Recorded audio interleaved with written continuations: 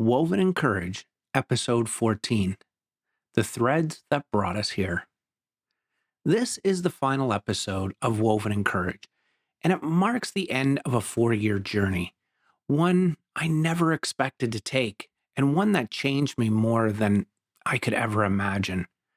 When I began this project, my plan was simple: translate my grandfather's journal, tell a story, share a bit of family history.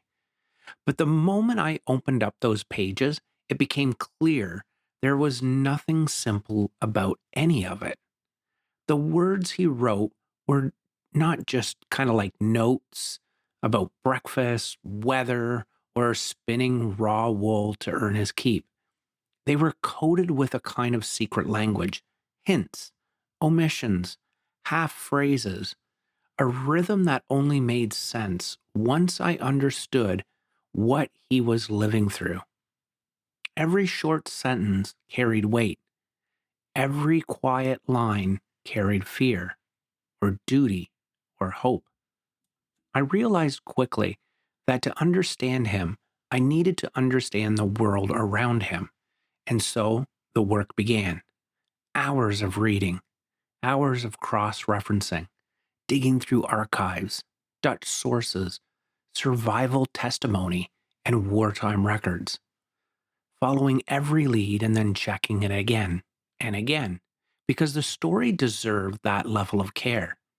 And yet, even with all the research, there are still things I haven't been able to include: gaps in the journal, missing pages between years, and one particular story of the Scholten house about a man who tried to escape during an interrogation and fell to his death. There are multiple archival accounts of this event, and I'm still investigating it in depth. It will become part of a future documentary I'm working on with 6 other researchers, focusing on 37 resistance members whose stories deserve to be told. But here's the truth I didn't expect. Before I translated the first line, I wasn't especially interested in World War II history. I had a basic understanding, the kind we all carry, but nothing close to what I know now. If not for these journals, I probably would never have dug this deeply. And I think that's true for many people. Different families, different villages, scattered across Europe. Each of us carry fragments, but not the whole picture until we start looking. When I finally did, I began to see patterns, not just in the occupation, but in what is happening in our world today. How fascism rises quietly, how authoritarianism creeps at the edges, how ordinary people normalize dangers because it arrives slowly, step by step, how propaganda flatters the young, offering them greatness while the undesirables, the Jews, the Roma, the disabled, the queer, and the dissidents, are pushed out of society one rule at a time. My grandfather lived through that process, and through his words, I learned to recognize it.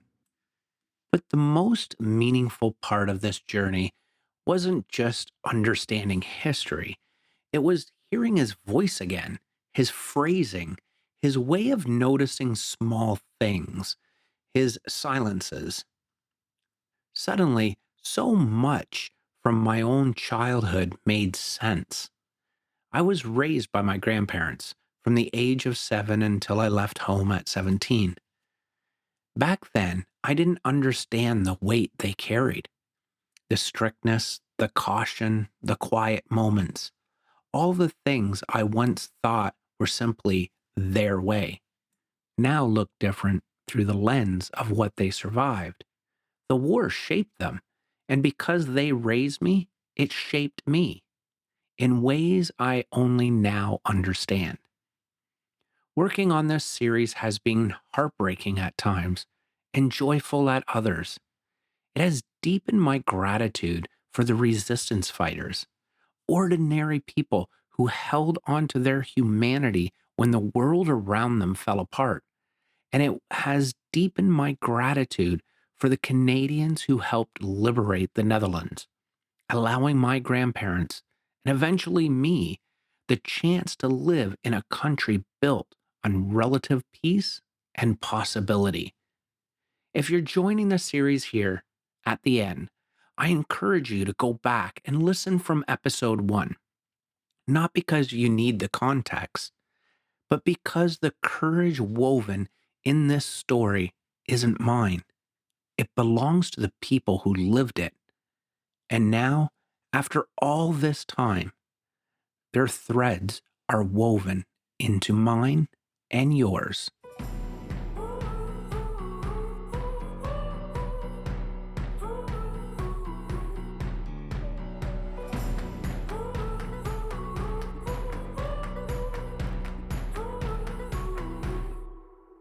Welcome back to the Day's Adventure Podcast. I'm your host, David Visser. First, I just want to thank everybody who has listened, followed, comment. I really appreciate it. This has definitely been a labor of love. As of today, we have over 8,000 followers and downloads.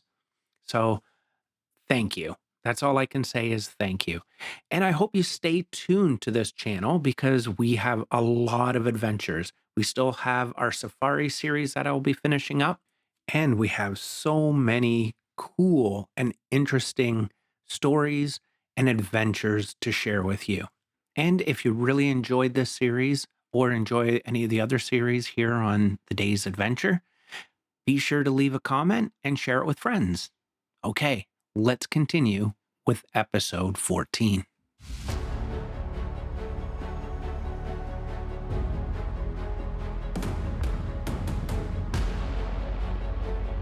People sometimes ask me, did your grandparents talk about the war?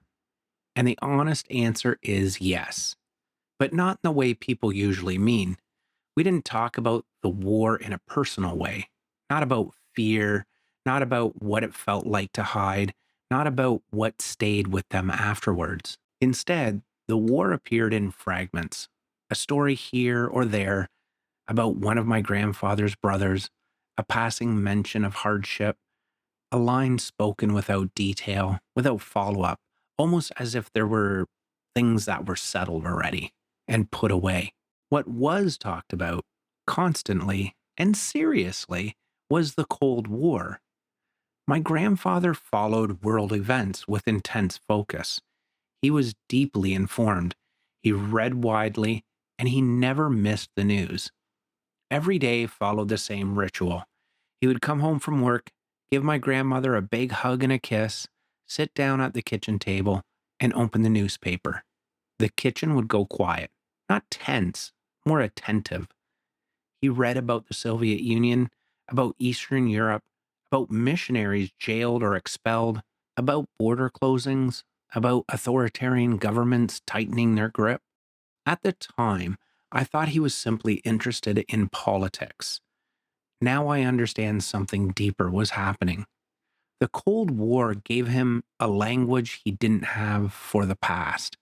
It allowed him to talk about danger without revisiting his own, about tyranny without naming the one he had already lived through, about what happens when power goes unchecked, without having to describe what it had cost him personally. Looking back, I can see that this wasn't avoidance. It was translation. The fear hadn't disappeared, it had shifted forward. The vigilance that once watched for German patrols now watched headlines. The lessons of occupation were being applied to a new world, a new threat. And through that daily ritual, the newspaper at the kitchen table, he was teaching me something without ever saying it outright. Pay attention. Authoritarianism does not arrive suddenly. It grows while people are distracted. As a child, I didn't recognize this as the long tail of trauma. I just knew that some things mattered deeply in our house. And now I know why.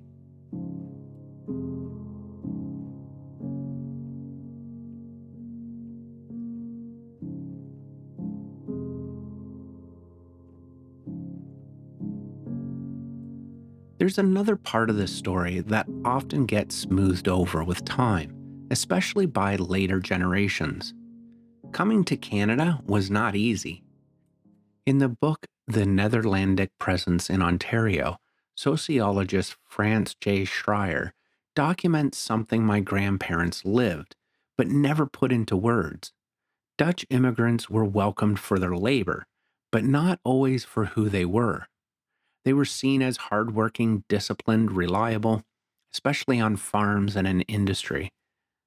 But they were also described in Canada, in Canadian newspapers and social commentary of the time, as over religious, culturally rigid, and clannish, too inward, too serious, and too different. Schreier notes that many Canadians viewed Dutch immigrants as people who kept to themselves, forming tight religious and ethnic communities that resisted full integration. What those observers often missed was why. For families coming out of occupation, famine, and betrayal, inwardness wasn't arrogance, it was protection. Many wartime Dutch families arrived already carrying trauma from hunger winters, forced labor, hiding, loss, and years of living under surveillance. And yet, the expectation placed on them was immediate gratitude, immediate productivity, and quiet compliance. My grandparents understood that message clearly. Be thankful, don't complain, don't draw attention, don't become a burden. That attitude wasn't imagined. It appeared plainly in Canadian newspapers of the time. In the early 1950s, Ontario papers routinely praised Dutch immigrants for their labor while questioning their place in Canadian society. One Toronto area newspaper described them as excellent farm workers, though inclined to remain socially separate and bound tightly to their own churches. Another editorial welcomed Dutch families for their productivity, but warned that successful integration will depend on their willingness to adapt to Canadian ways rather than reproducing old world divisions.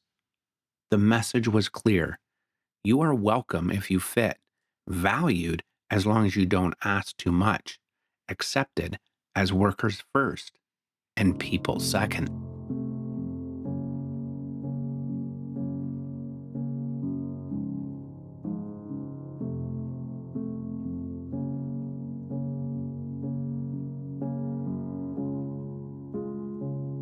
Schreier describes how Dutch immigrant communities in Ontario developed what he calls pillarized structures: churches, schools, social networks, mutual aid systems, not simply to preserve culture, but to shield themselves from vulnerability in a society that didn't fully understand them.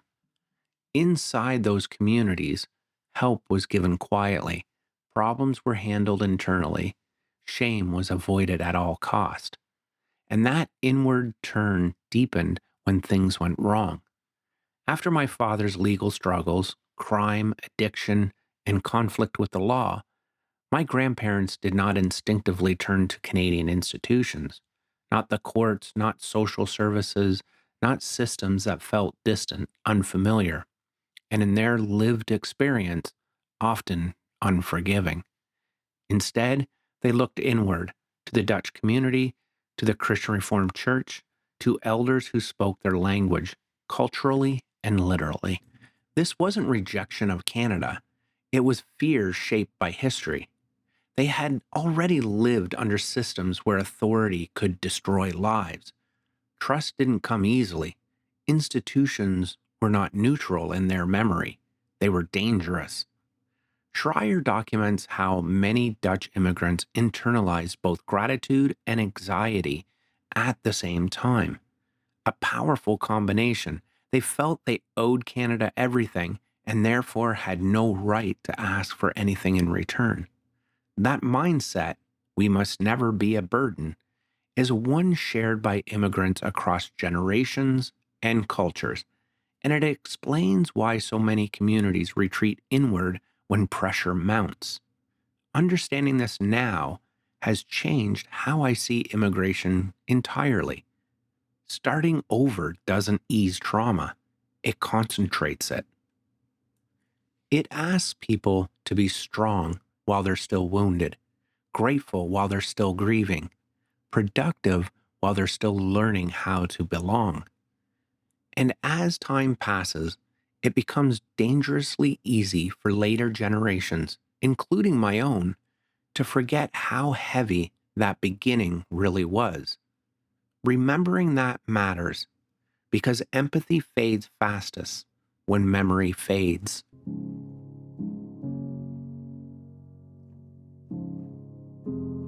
The war didn't end for my grandparents when the fighting stopped.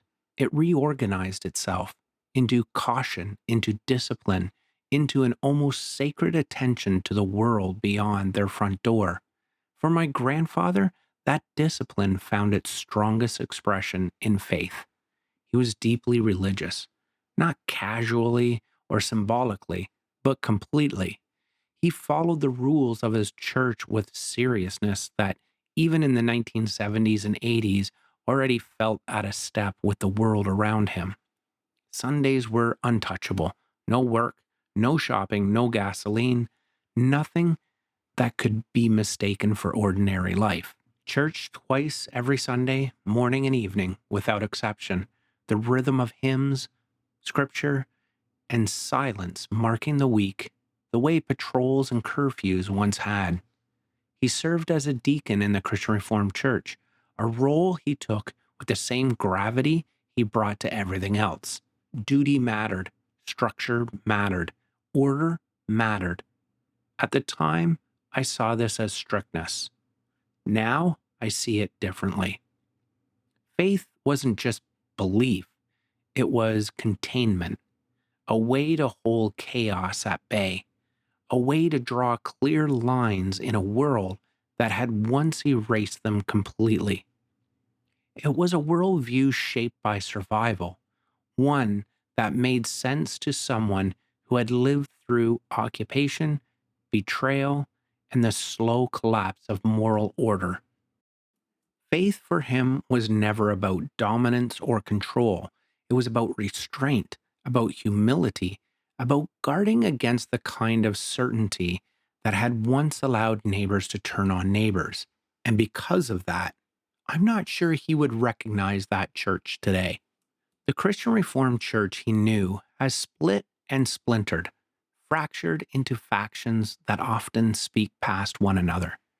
In some corners, the careful discipline that once kept cruelty in check has hardened into something else entirely, into certainty without doubt, authority without accountability, righteousness without empathy.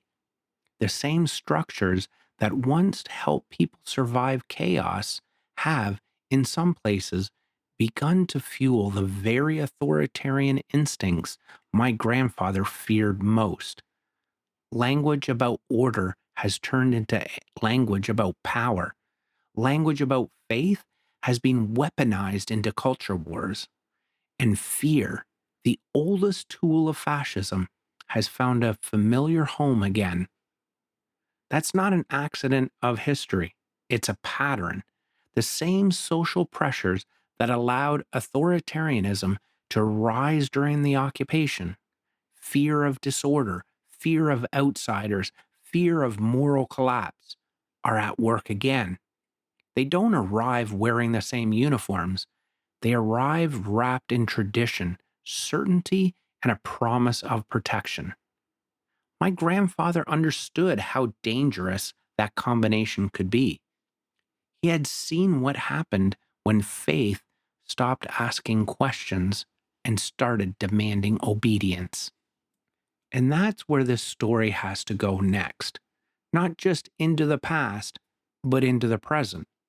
Because if Woven in Courage is about anything, it's about recognizing the moment when survival instincts harden into ideology and remembering the cost of looking away when they do. And now, decades later, I do realize what he was really teaching me was this: pay attention to the language, because when authoritarianism returns, it rarely announces itself. It borrows the words you already trust. What he gave me wasn't suspicion, it was curiosity, not cynicism, but moral clarity. From an early age, I questioned authority. I pushed back, not out of rebellion, but out of empathy, because the rules that hurt people never sat right with me. I wanted to know what was true and what was simply being repeated because someone in power said it loud enough. My grandfather encouraged that, quietly. He read widely. He cross checked. He didn't accept claims without evidence. And he had little patience for fear dressed up as certainty. He taught me, without ever saying the words, to ask, who benefits from this story? Who is being left out? Who is being blamed? And who is being asked to obey without understanding? Looking back, I can see how deeply that shaped me. It shaped my empathy, my instinct to side with the vulnerable. It shaped my reasoning, my refusal to accept propaganda just because it's wrapped in tradition or authority. It shaped my sense of justice, not as punishment, but as fairness rooted in humanity. Reading his journals made all of this suddenly unmistakably clear. He may never have known that this is what he passed on. He may never have named it as critical thinking or humanism or moral reasoning, but he lived it. And by raising me the way he did, with care, discipline, compassion, and questions, he formed the person I am today. In a world that still struggles with power, fear, and division, that may be the most enduring form of resistance he ever gave me.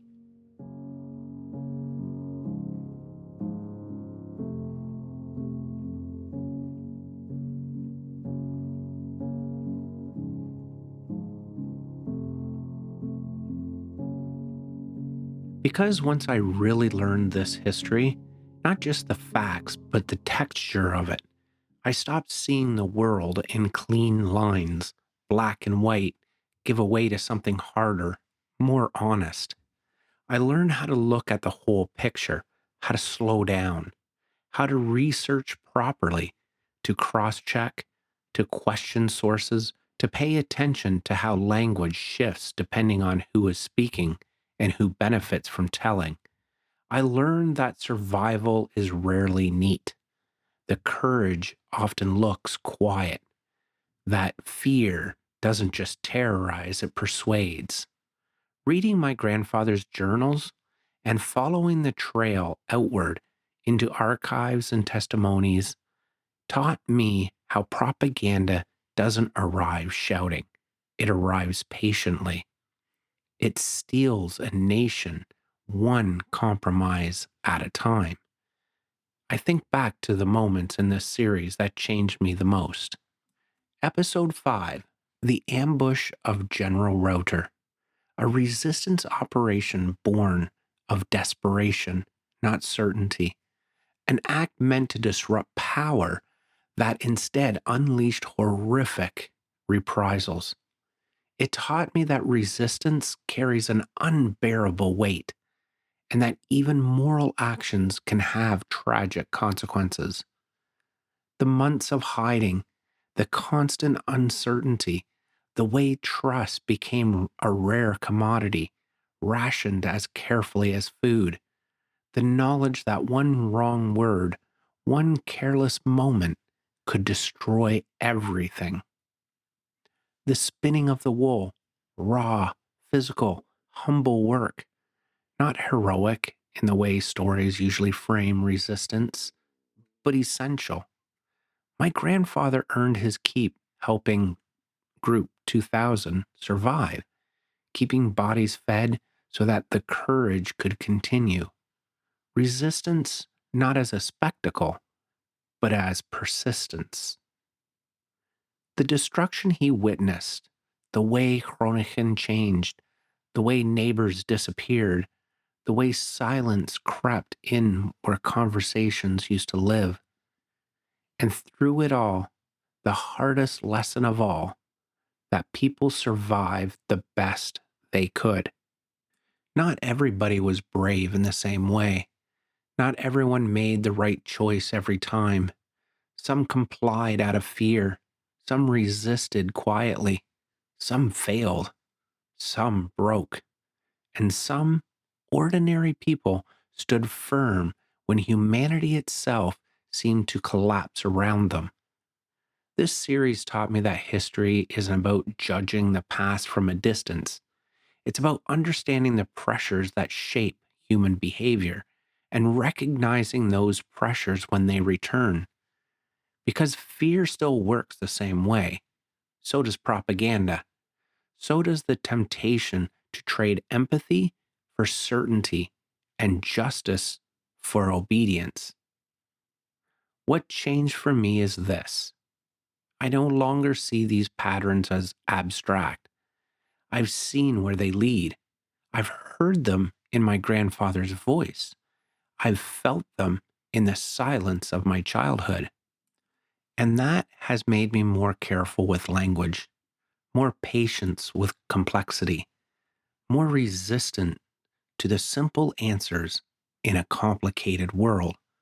If Woven in Courage has taught me anything, it's that the past doesn't stay in the past. It lives on in families, in communities, in the stories we tell, and the ones we avoid. And remembering, truly remembering, may be the most human act we have left.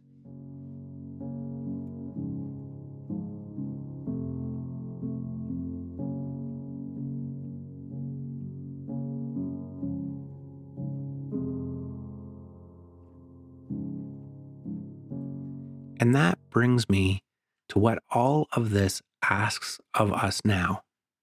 Because resisting authoritarianism doesn't start with protests or slogans. It starts much earlier in how we speak, how we listen, how we treat one another when fear tries to simplify the world for us. Authoritarianism thrives on scapegoating.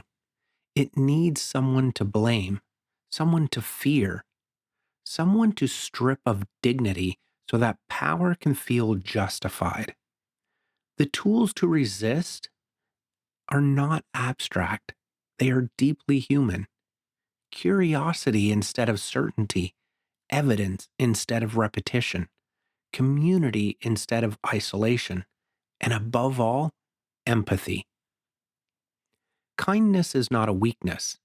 It never has been. Empathy is not naive. It is disciplined, practiced, and strong. The people who resisted during the occupation weren't driven by hatred. They were driven by care for neighbors, for strangers, for the future they might never see. They understood that cruelty spreads easily, but humanity takes work. We resist authoritarianism when we refuse to dehumanize, when we question language that divides the world into us and them, when we slow down instead of reacting, when we protect truth, not because it's comfortable, because it's necessary. And that brings me back to where this story ultimately lands. Canada gave my grandparents a place to begin again. It gave them safety, work, community, and the chance to raise a family far from the shadows of occupation and war. It gave me a life shaped not by fear, but by possibility. Canada isn't perfect. No country is. But what matters is that we are still trying, still arguing, still learning, still correcting course, still lifting each other up imperfectly but sincerely. I'm deeply grateful to live in a society that believes the next generation deserves better than the last, that understands justice as something we work towards, not something we declare finished, that knows democracy is not inherited once, it's practiced, protected, and renewed. My grandfather spun wool in hiding so that others could survive. He resisted not with force, but with care, with persistence, with humanity. That thread runs forward through him, through me, and now through this story.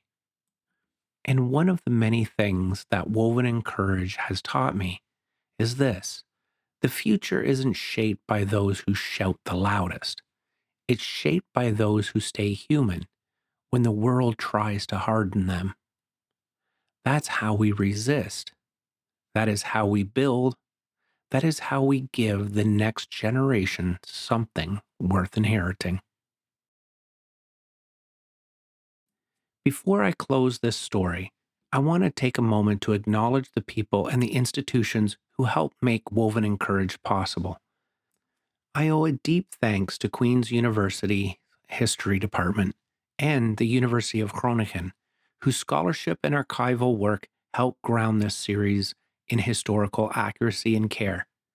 To Trevor Van Zelt, thank you for your patience and skill in helping me navigate difficult translations and subtle meanings that mattered more than the words alone.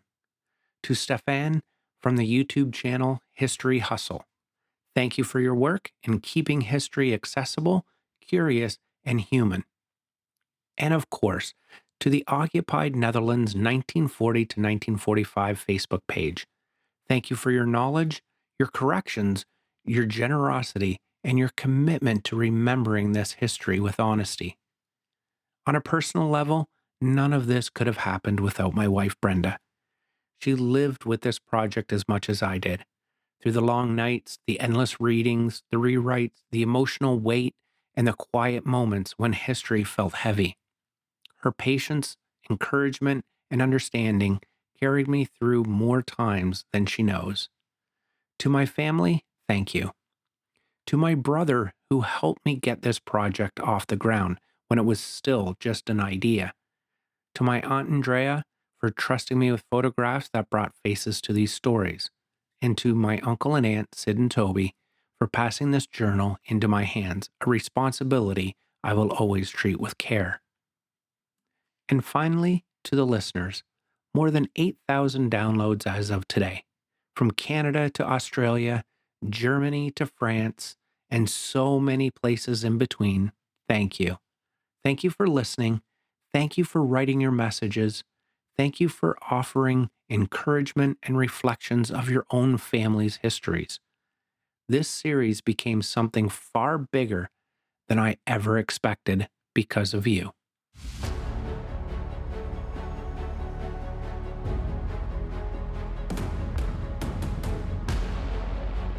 Epilogue, echoing the beginning. In episode 1, this story began quietly, with a man in hiding, spinning raw wool, trying to earn his keep to help others survive. No speeches, no banners, just threads, fragile, ordinary, necessary. These threads carried him through fear, occupation, and loss. They carried him into peace, into love, into a new country, and somehow they carried this story all the way to me. Woven in Courage was never just about war. It was about what people do when humanity is tested, about the choices made in kitchens and barns and back rooms, about courage that doesn't announce itself, it simply endures. That courage was woven by my grandfather. It was carried by my family. And now it belongs to all of us who choose to remember. Thank you for listening, and thank you for carrying these threads forward. That's it for this episode of The Day's Adventure. Remember, stay curious, stay engaged, and never stop chasing the next great adventure. The world is full of wonders, and your next journey is just one episode away. To keep the adventure alive, follow us on Facebook, Instagram, and Blue Sky. And don't forget to subscribe to our YouTube channel for the video versions and exclusive behind-the-scenes content. Want more? Hit subscribe wherever you listen to podcasts so you'll never miss the next thrilling episode. The world's waiting. See you next time on The Day's Adventure.